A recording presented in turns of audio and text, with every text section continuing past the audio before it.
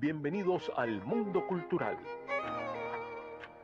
su guía informativa, patrimonial y reflexiva, por la señal de TNO Radio en compañía de Naifer Suárez.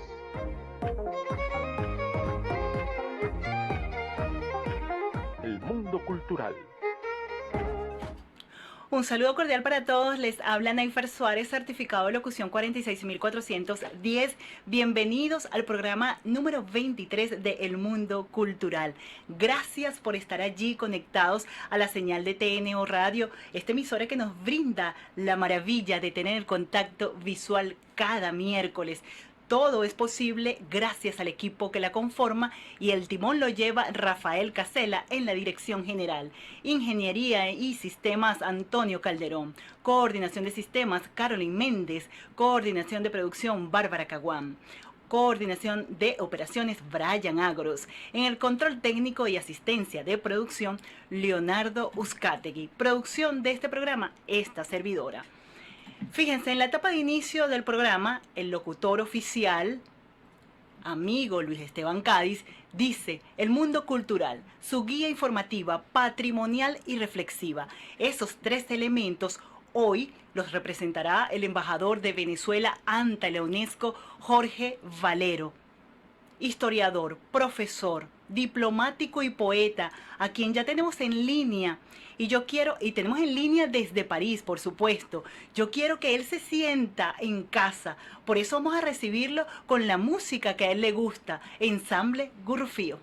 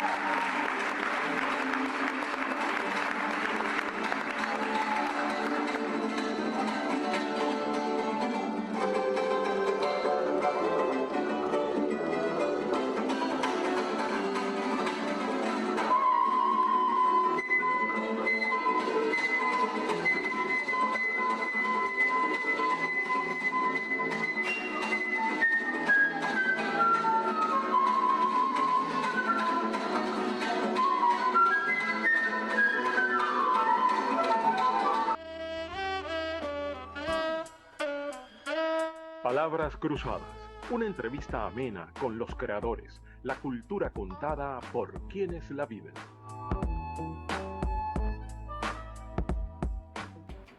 Estimado embajador, bienvenido a este que es su programa El Mundo Cultural. ¿Cómo está? Ya estábamos escuchando, no sé si logró escuchar la pieza El Pajarillo, un regalo que quise hacerle de esa venezolanidad que usted hace con nosotros cada vez que plasma la naturaleza en la obra poética. Me siento muy contento de escuchar este regalo musical que tú me brindas, que obviamente se proyecta a todo el país y lo haces con una música que nace del alma, del corazón popular. Fíjese, embajador, usted es trujillano, como Ana Enriqueta Terán, Ramón Palomares, grandes poetas. Yo imagino que ellos son son parte o formaron parte de su referencia para usted como poeta, para inspirarlo. Sí, ciertamente cultivé una relación muy estrecha con los poetas y las poetas que tú mencionas, en particular con Ramón Palomares, quien prologó un libro mío de poesía, e incluso el primer libro, que se llama El despertar de las piedras. Ajá. Lo hice en compañía de Ramón Palomares, quien lo revisó, y tuvimos una especie de certamen de la palabra, porque yo le leía frases y metáforas y él me iba diciendo cuál le parecía más atractiva. Ah, imagínese, hablando también de una de sus obras, en el año 2016 publicó Las Quimeras de Hidalgo. El poeta puertorriqueño David Cortés Cabán realizó un excelente artículo que nos permite conocer a Valero, al hombre detrás de la investidura diplomática, política. Habla de su cercanía con la fe. Le pregunto, ¿en quién cree Jorge Valero? ¿En quién se encomienda? Bueno, yo soy un profundo creyente en la trascendencia de los dioses, y cuando hablo de los dioses hablo en plural, no hablo de un dios en singular, porque creo que debemos reivindicar toda la diversidad religiosa que se anida en el corazón de los pueblos, y en particular rendir tributo a los ancestros nuestros, a los aborígenes que cultivaban la adoración a diversidad de dioses, y me refiero en particular a los que habitaban el territorio de lo que hoy es Trujillo. Estoy hablando de los timotocuicas, quien rendían tributo al dios Sol, es decir, al dios Ches, y a la diosa Luna, esto es, a la diosa Chía. Fíjese, su poesía también mezcla la mítica andina con la universal. Entonces yo quisiera que nos ubiquemos en la griega, relacionada con lo que está pasando actualmente, producto del coronavirus. Entonces, ¿cree usted que Zeus, vamos a imaginarnos que este dios está pasando factura ante la soberbia humana contra la naturaleza? Bueno, como tú dices, la poesía tiene unos orígenes remotos, posiblemente nació con el hombre mismo, desde el momento en que pronunció las primeras palabras articuladas que le generaron música, porque para ellos, para los primeros habitantes, para los sapiens, la comunicación era música. Por tanto, trataban de imitar los sonidos de la naturaleza. Y es tan vieja y tan remota la poesía, por lo menos la poesía escrita, es la que nos legaron los sumerios. Estoy pensando en la poesía más antigua de 25 siglos antes de Cristo. Estoy pensando, por ejemplo, en el poema de Gilgamesh, que data de 20 siglos antes de nuestra era, que fue plasmado, es una obra de los sumerios, que fue plasmado en plantillas o tablillas cuneiformes, esto es de barro. De modo que los arqueólogos y etnólogos han reconstruido estas primeras expresiones poéticas escritas, repito, escritas en tablillas cuneiformes de hace más de 25 siglos antes de Cristo. Desde entonces el recorrido de la palabra poética ha sido multifacético y tuvo un epicentro fundamental en la Grecia antigua. Estamos hablando de Tesíodo, por ejemplo, y de Teogonía. Estamos hablando de Aristóteles y Platón, de la gran filosofía que sirvió de inspiración, sobre todo a los más antiguos filósofos y poetas de la antigüedad, y que le dieron continuidad a través del uso del idioma latino o del latín, que se impuso al mundo en tiempos en los cuales el Imperio Romano dominaba prácticamente una parte sustantiva del globo terráqueo, y empezaron a utilizar esta lengua, pero la lengua de latín cayó en desuso prácticamente tan pronto concluyó el Imperio Romano de Occidente. Estamos hablando de 300 años antes de Cristo, y a partir de entonces en Europa se produjo una especie de sequía intelectual, porque el lenguaje y la palabra escrita era solamente atributo de los monasterios. Es decir, que estamos hablando de unos siglos en los cuales los pueblos europeos ni siquiera eran pueblos analfabetas, no utilizaban el lenguaje, y la poesía y la literatura estaba confinada a los conventos, es decir, a las instituciones religiosas. Pero estamos ya a partir del siglo XI, siglo X después de nuestra era, comienza una especie de renacer con los llamados idiomas romances, y es cuando vienen entonces los cantos de gesta, que luego dieron nacimiento a todas las grandes corrientes poéticas europeas, y dieron nacimiento, por ejemplo, a la Eneida de Virgilio y otras grandes obras que luego se convirtieron en referencias para toda la literatura occidental, y que dieron nacimiento a esa etapa de la historia del mundo literario que llaman el Renacimiento. Estamos hablando del siglo XIV y el siglo XV, ¿no? Ajá. De modo que cuando ya entramos en esta época, ya, simplemente ya estamos en presencia de una literatura muy articulada. Ya han surgido los idiomas, por ejemplo, ha surgido el español antiguo, del cual el principal tributario de esa herencia occidental que nace en Roma o que nace en Grecia y se proyecta a través de Roma a todo Occidente. Estamos hablando entonces de Don Quijote de la Mancha. Imagínense, una grande narrativa. Embajador, poeta, ¿usted cree que se puede vivir de la poesía? Porque yo creo que se sigue considerando un lujo frente a la narrativa. La poesía es un acto existencial. No se puede cultivar y practicar el hecho poético si no se tiene una inspiración. Y la inspiración no tiene connotaciones materiales. Es decir, la inspiración es un fenómeno estrictamente del espíritu, razón por la cual la poesía se nutre de esa inspiración y a partir de la relación del hombre consigo mismo y del hombre con la naturaleza. Usted se le conoce como un lector vehemente. De buena fuente sé que, que lee de 4 a 5 libros al mismo tiempo. Eso me da muchísima curiosidad. ¿Cuáles son los libros que está leyendo en la actualidad o en este momento? Bueno, en este momento tengo un libro aquí en mis manos, que fue una compilación que hizo un gran poeta español que se llama Luis Alberto de Cuenca, en donde él compiló los que llama 100 poemas más importantes de la lengua castellana, pero estoy también releyendo el poema del mío Cid y estoy releyendo a Neruda, porque acabo de escribir un libro. Embajador, lo escuchamos, nos está diciendo que estaba releyendo a Neruda. Sí, a propósito de Neruda, escribí un libro que va a ser publicado muy pronto. El libro ha sido ya prologado por un joven poeta venezolano. El libro se llama, aquí lo tengo en mis manos, Muchos poemas de amor y pocas canciones desesperadas, en tributo a ese libro tan memorable de Neruda, al cual tituló 20 poemas de amor y una canción desesperada. Entonces yo no quise ponerle número, le puse muchos poemas de amor y no le puse una canción desesperada, sino le puse varias canciones desesperadas. Este libro va a ser publicado muy pronto. Espero que tenga el agrado de los lectores. Ay, qué ha sido prologado por un joven poeta intelectual que se llama Miguel Antonio Guevara, que ha obtenido varios premios. Él es poeta y novelista. Sí, novelista. Yo de hecho... Miguel Antonio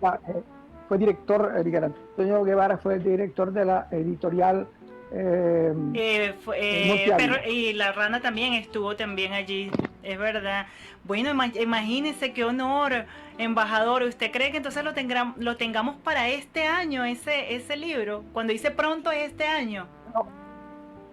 Sí, hablé con el ministro de la Cultura, Ernesto Riega, a quien le informé de la elaboración de estos libros recientes. Yo tengo hasta ahora 26 libros escritos en diferentes géneros, sí, porque me ocupo de una diversidad de ámbitos, desde el ámbito de la historia, la economía, la sociología, la antropología, la historia de la cultura, la poesía y el cuento. No he llegado a la novela todavía, no me he atrevido a escribir novelas, pero tengo ya varios libros escritos que espero que sean publicados pronto en Venezuela. Además de este que te he hecho referencia, tengo un libro que se llama Como si fuera sueño, que es un libro que prologó el poeta Gabriel Jiménez Emán, que es uno de los autores que ha prologado varias de mis obras poéticas. También he concluido un libro que se llama Memoria Inmortal, que lo va a prologar, ya hablé con el poeta William Osuna para que lo prologue, y este es un libro en el cual rindo tributo, por eso le llamo Memoria Inmortal, rindo tributo póstumo a grandes figuras de la política universal como Fidel Castro, como el Che Guevara, como Hugo Chávez, y poetas tan grandes como los que hemos tenido en nuestro suelo, como Ramón Palomares, Enriqueta Terán y otros amigos del mundo poético. Ah, imagínese, va a ser un gustazo entonces releerlo, embajador. Fíjese, hablando de una de sus obras, El ser que llevamos dentro, me fascina ese título y partiendo de él quisiera saber cómo se describe Jorge Valero. Bueno, este libro es fruto de una reflexión filosófica y poética, porque para titularlo pasé por lo que es la existencia poética de mi obra. En consecuencia, ahí está reflejado todo lo que yo he sido como escritor, como poeta, como articulista de la prensa, como conferencista, de modo que este título lo discutí con varios amigos. Por cierto, que a José Vicente Rangel le presenté como varios títulos, y cuando él leyó los que le ofrecía como posibles títulos para este libro, me dijo, me parece que este es el título más apropiado. José Vicente Rangel era un gran amigo mío, yo le consultaba siempre para los títulos de los libros, y él también me aconsejó uno de los libros poéticos que yo escribí, que se llama El despertar de las piedras. Le leí como 10 títulos y él me dijo, ponle Despertar de las piedras. De modo que, gracias a José Vicente, he titulado 2 libros míos de poesía. Embajador, ahora vamos a ubicarnos en ese ser que nos representa ante la UNESCO, entre esa institución universal. ¿Qué nos puede decir? ¿Cuáles son los planes o proyectos o en la agenda que tiene Venezuela ante la UNESCO en materia cultural o en general? Bueno, como ya tú sabes, la UNESCO es la Organización de las Naciones Unidas para la Educación, la Ciencia y la Cultura. Esta es una organización que ya tiene varias décadas, porque fue constituida el 16 de noviembre de 1945, a los pocos meses de haber concluido la Segunda Guerra Mundial. Por tanto, estuvo muy inspirada en la necesidad de la paz. La guerra mundial había azotado el mundo, había provocado una catástrofe humanitaria, y por tanto, cuando se crea la UNESCO, se le crea con el propósito de contribuir a la paz y a la seguridad mediante la educación, la ciencia y la cultura, en ese caso asegurando el respeto a la justicia, a la ley, a los derechos humanos y a las libertades fundamentales. Y dice la Carta Fundacional de la UNESCO, sin distinción de raza, sexo, idioma o religión. Por tanto, esta es una noble institución de la cultura, de la educación y de la ciencia, en la cual Venezuela se siente muy a gusto, porque, como ya sabes, le otorgamos a estos temas alta prioridad en la programación del gobierno bolivariano. Y como tú me preguntas de cuáles son las principales gestiones e iniciativas que Venezuela está impulsando en este foro, por razones sintéticas, te describo las siguientes. Se discute, por ejemplo, en este momento la estrategia que debe seguir la organización en los próximos años, y esto se va a discutir en esta conferencia internacional que se va a realizar en el mes de noviembre aquí en París. Y por supuesto se está discutiendo cuáles van a ser los contenidos de ese programa, que debe adelantar, lo llaman programa de término medio. Estamos dando nuestra contribución para que este programa refleje los intereses de toda la humanidad toda. Por otra parte, nosotros en el marco de la Convención para la Protección del Patrimonio Cultural, estamos defendiendo 3 temas que ya han sido incorporadas como patrimonio cultural natural de la humanidad, como lo son Coro y el Puerto de la Cei, y su Puerto de la Vela, el Parque Canaima y el rescate de los pasillos y el techado de una parte de la Universidad Central de Venezuela que ha sido sufrido un deterioro. Estamos tratando de establecer acuerdos y convenios con UNESCO para que nos asesoren, nos brinden apoyo técnico para la preservación de estos 3 bienes universales. Luego, en el marco de la Convención para la Salvaguardia del Patrimonio Cultural, ya presentamos el expediente que será aprobado este año para que se le otorgue al ciclo festivo alrededor de la devoción y culto a San Juan Bautista de Venezuela, se le rinde tributo a esta tradición que tiene una profunda raíz, sobre todo afro-venezolana. Son fiestas de tambor que se celebran en 7 estados del país, y esperamos que esta celebración, este culto sincrético, sea registrado como patrimonio cultural inmaterial de la humanidad. Pero finalmente estamos proponiendo, o estamos estudiando 3 temas para elevarlos a la UNESCO. Uno es el culto a San Benito en el occidente de Venezuela. Este es un tema que se había ya levantado por nuestras autoridades del Ministerio de la Cultura, estaba un poco congelado, pero a raíz de la presencia mía aquí en París, se le va a otorgar a este tema alguna importancia, porque el Ministerio de la Cultura va a publicar un libro de mi autoría, que fue uno de los primeros libros que yo escribí hace más de 40 años. El libro se llama El culto a San Benito en el occidente de Venezuela, y allí estudio la historia de este culto desde las primeras etapas en las cuales fue trasladada a Venezuela el culto a San Benito a través de las cofradías coloniales. No, este libro va a servir como de marco de referencia. Porque, referencia, ok. Creo que es una de las obras que ha profundizado más en el estudio de este culto, porque yo no solamente indagué de los orígenes, desde el momento en el cual se llevó adelante el proceso de canonización y beatificación de este santo, razón por la cual en aquellos tiempos me moví hacia España e Italia, y estuve revisando los archivos franciscanos, revisando los archivos de Roma, y estuve visitando los sitios en donde nació San Benito. En este caso él nació en la provincia de Messina, en San Fratello, y este es un santo que, repito, se expandió hacia toda la América hacia los siglos XVII. La primera referencia escrita que yo encontré de este libro fue leyendo las crónicas coloniales del obispo Mariano Martí.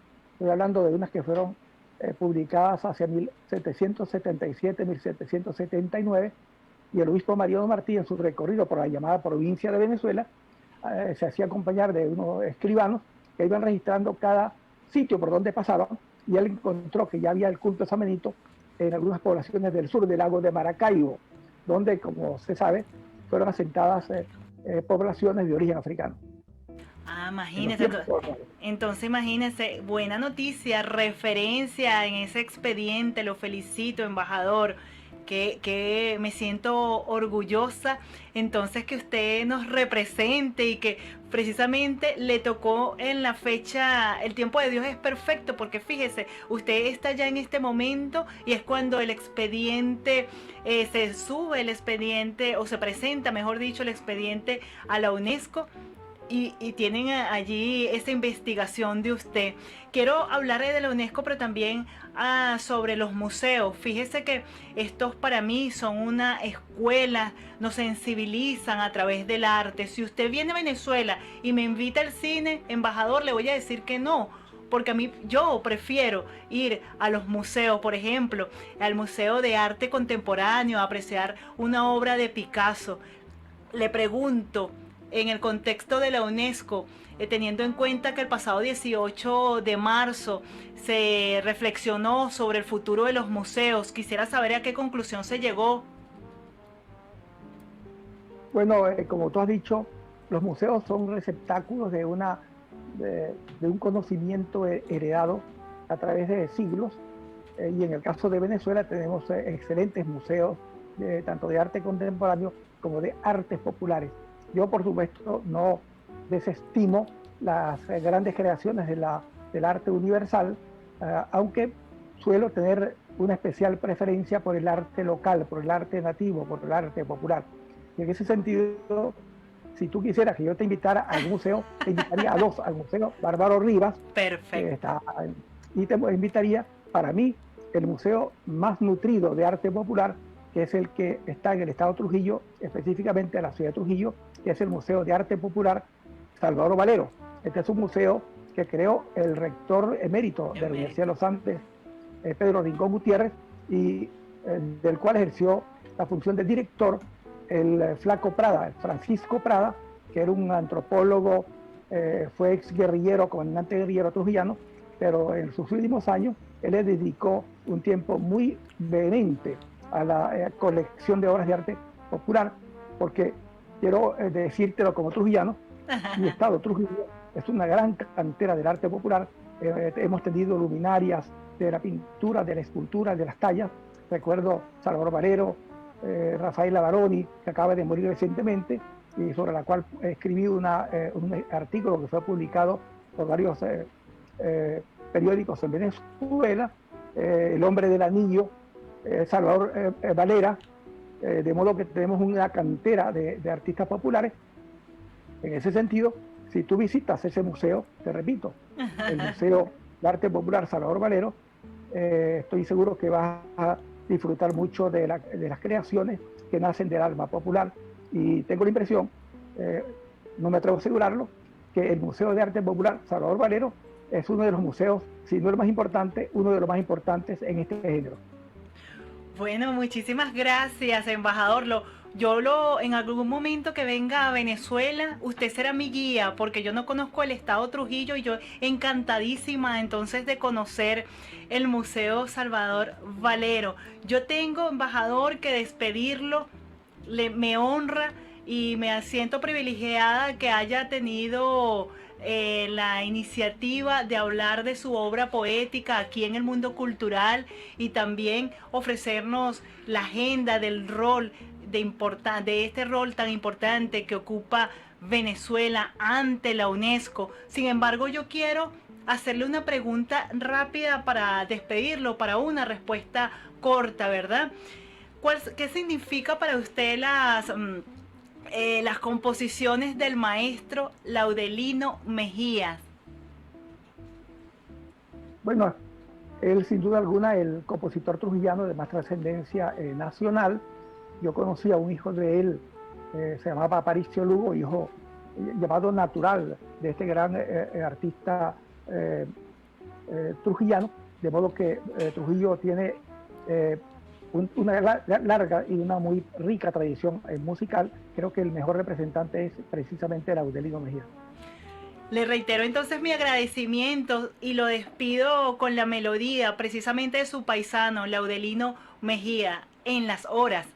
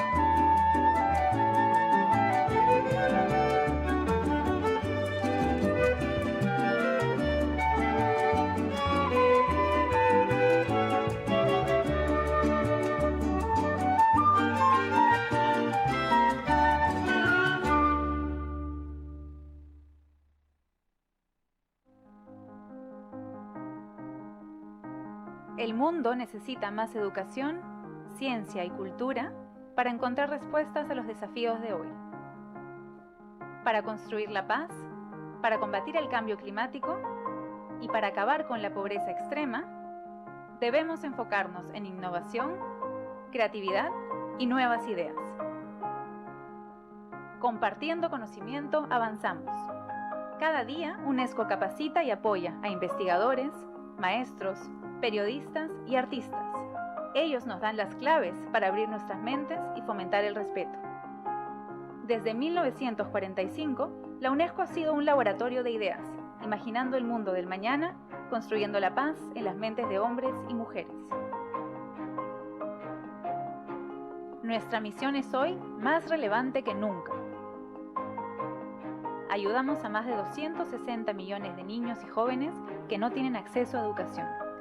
Y trabajamos con 800 millones de adultos en todo el mundo, 2/3 de ellos mujeres que no saben leer ni escribir. Tomemos acción ya para proteger los derechos y la dignidad de las personas. Naciones Unidas ha definido 17 objetivos para alcanzar un desarrollo global sostenible al 2030. Para lograrlo, debemos invertir en los motores del cambio sostenible, formar a 70 millones de nuevos maestros y garantizar educación de calidad. Asegurar que la herencia cultural pase a las nuevas generaciones para entendernos y respetarnos en nuestra rica diversidad.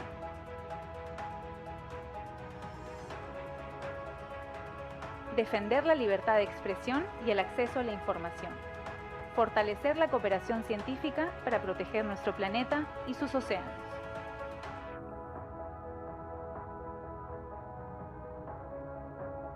Para lograr estos objetivos, UNESCO necesita de todas y todos. Necesitamos construir puentes y alianzas sólidas con gobiernos, empresas, sociedad civil y ciudadanos. Únete a nosotros hoy para convertir estos objetivos en realidad. Juntos, movilicemos nuestra inteligencia colectiva y saquemos lo mejor de nuestra humanidad.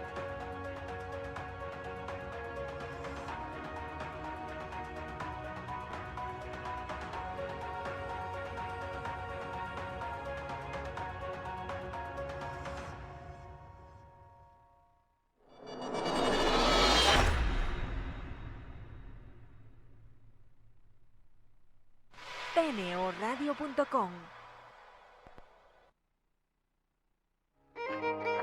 El mundo cultural se escucha y se ve por TNO Radio.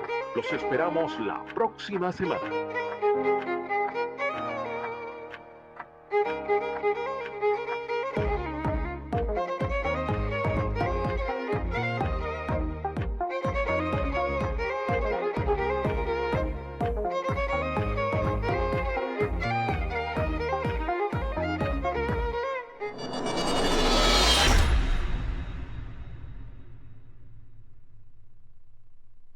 tneoradio.com